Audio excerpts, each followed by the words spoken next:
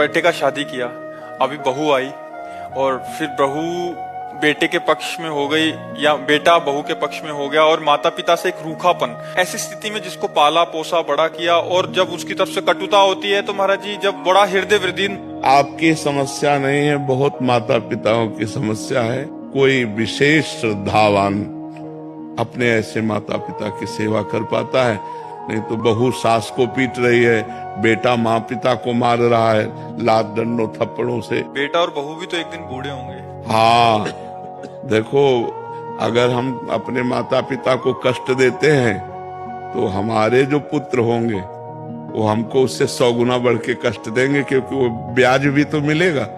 तो इसलिए नए बच्चों को ये ध्यान रखना चाहिए कि वो भी किसी दिन माता पिता बनेंगे और वो किसी दिन वो भी बूढ़े होंगे।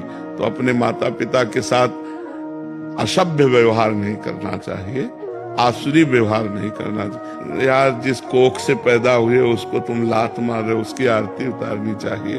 तो हमें लगता है आज हमारे नौजवानों को अध्यात्म श्रवण करने की आवश्यकता है। शास्त्र श्रवण करें, संतों की बात सुने, जिससे समझें तो माता पिता कौन है। माता पिता की आराधना से भगवान विट्ठल आज जो महाराष्ट्र में विराजमान है वो माता पिता की आराधना से ही प्रकट हुए। पुंडरीक नाम के एक भगत अपने माता पिता को भगवान मानकर आराधना करते थे, तो भगवान स्वयं चलकर दर्शन देने आए।